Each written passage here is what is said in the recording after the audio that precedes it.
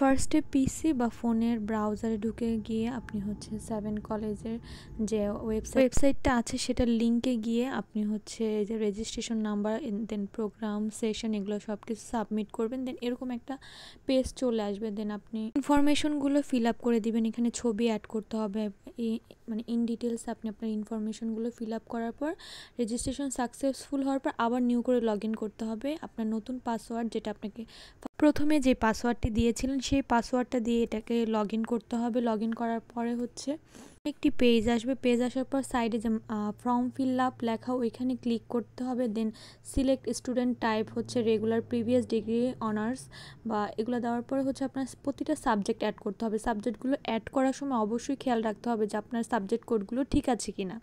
দেন viva আর হচ্ছে project পেপারটাও add করতে হবে, সবগুলোই 4 ক্রেডিট। তো এই তো সব কিছু সাবমিট করার পর এরপর এমন একটি ফর্ম চলে আসবে। অলরেডি আপনার ফর্ম ফিল আপটা ডান।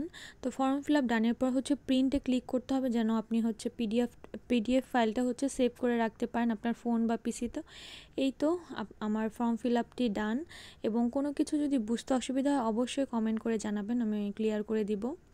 এরপর হচ্ছে বিকাশ পেমেন্ট কিভাবে করবেন। বিকাশ পেমেন্ট হচ্ছে এখানে আপনি এডুকেশন ফিতে গিয়ে আমাদের গভর্নমেন্ট বাংলা কলেজ লিখে সার্চ দিলে কলেজটা চলে আসবে। দেন হচ্ছে আপনি আপনার ওখানে আইডি নাম্বার হচ্ছে আপনার যে অনার্সের যে রেজিস্ট্রেশন নাম্বারটা আছে সেটাই হচ্ছে আপনার student ID number. Then student ID number দেওয়ার পর হচ্ছে আপনার ক্লিক করার পর পেমেন্টের অপশন চলে আসবে, মানে আপনার কয় টাকা। তো আমি ভিডিওটি করার আগেই পেমেন্ট করেছি, যার কারণে এখানে আমার অ্যামাউন্টটা শো করছে না।